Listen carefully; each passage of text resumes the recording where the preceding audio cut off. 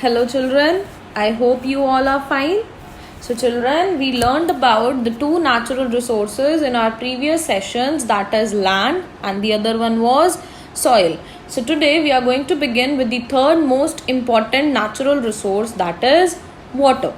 So children, as you all know, water is considered a very valuable resource. Why so? Because it is needed by plants, animals, by living beings for various purposes like drinking, cleaning, domestic purposes. For agriculture also it is very essential, and so many. We have numerous uses of water.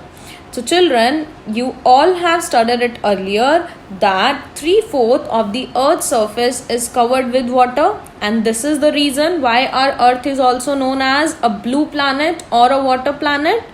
So it was in the primitive oceans, children, that life began almost 3.5 billion years ago, and even today the ocean covers 2/3 of the earth's surface and support a rich variety of plants and animals.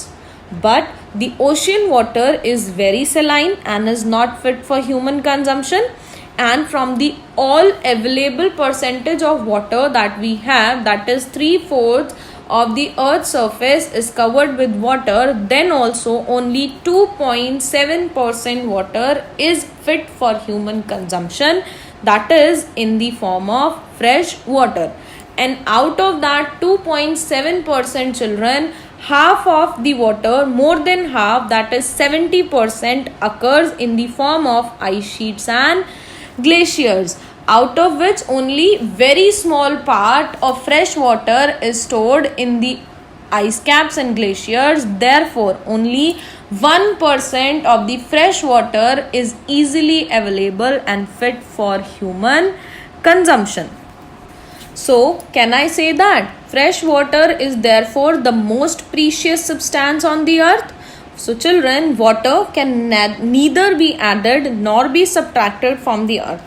ना ही हम water की amount को increase कर सकते हैं और ना ही उसी अर्थ की सरफेस से सब्ट्रैक्ट कर सकते हैं. It's total volume remains constant. Its abundance only seems to vary because it is in constant motion. Why do we feel that water is being added and subtracted? Because it is in constant motion. It keeps on moving, keeps on cycling through the oceans, the air, the land, and back again through the processes of evaporation, precipitation, and runoff. And you all are very well aware that this motion, this circulation of water from the surface of the earth and back to the earth's surface is known as your water cycle. But children, primarily due to the growth of population, due to the growing population all over the world, water resources are under immense pressure. Why so? Because the increasing population and the rising standard of living has led to the problems of water scarcity in many areas of the world.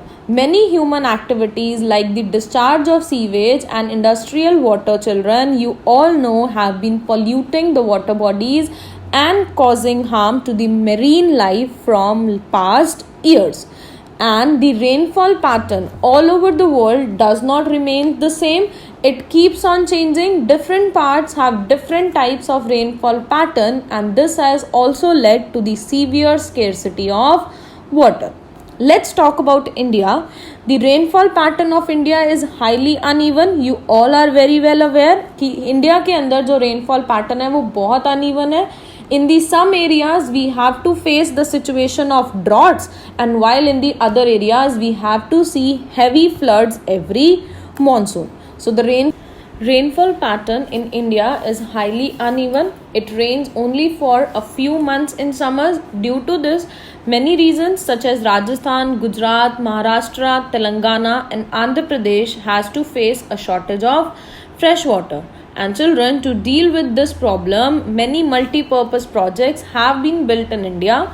They provide water for agricultural, industrial and domestic purposes. They are also used for generating hydroelectricity. So children, now as you all have got to know, as you all know now that water is a prime resource, So, just as we plan our income and expenditure in a finance budget, children, we need to plan for a water budget too. We must plan the utilization of water resources to derive maximum benefits. So, first of all, let's discuss what are the various problems and challenges that are coming in the way of water conservation. The three of them are water scarcity, overutilization, and qualitative decline. Let's discuss what are they. The very first one is water scarcity. You all are very well aware what is water scarcity. Yes, water shortage is felt when usage increases more than the availability of water. When does a situation of scarcity occurs? Only when demand is high and the supply is less. So with the increasing population, the amount of water resources is limited, due to which there is a water shortage. This appears to be a major environmental concern, as most of the countries face a shortfall in some regions or the another, and especially the drought prone countries are the worst hit because they have the highest population too. For example, Asia and Africa. Moving on to the second problem, children, that is overutilization. First of all, what is overutilization? Overutilization is using a resource more than its need. कि जितनी हमें resource की need है, हम उससे ज़्यादा उसे utilize कर रहे हैं. So while water needs are increasing, children, the water resources are fixed. So this puts a major strain on the existing resources. In urban areas, groundwater levels are dangerously low as usage of water is exceeding the rate of recharge. The amount of usage and the amount of recharge is not same. A huge difference is there कि जितना water recover नहीं होता उससे double amount of water क्या हो जाता है use. And as can be seen from the infographics that has been given, 21 of India's cities are going to run out of groundwater by the next coming years. The third type of problem that arises is qualitative decline. The quality of water, the quality of fresh water is declining day by day, children. Why? Because the sewage, the industrial chemicals and agricultural pesticides are increasingly contaminating the water resources, especially in Africa, Asia and South America. And often the impurities are drinking water has exceeded the permissible limits, which is creating a lot of problem for the people of our country. So now, children, as you have seen that many countries are facing the problem of water scarcity, so therefore it is very important that we conserve water, as our very existence depends upon it. Can you imagine life without water? No, not at all. The human existence is completely dependent upon water. So here I bring for you some measures in which you can save water, in which you can conserve water. Let's see what are they. The first one says that in domestic use, children, wastage of water should be avoided. Faulty taps should be repaired immediately. Next, rainwater harvesting should be adopted widely to collect rainwater, as rainwater harvesting is another good step in this direction, as it involves capturing and channelizing of rainwater directly into the ground or using it to meet some of our household needs. The other thing that can be done is water from the industries should be recycled and should not be dumped in water bodies to avoid pollution. Then efficient irrigation methods should be adopted so that there is no wastage of water. Afforestation should be practiced. It can help slow down the surface runoff and increase in underground water.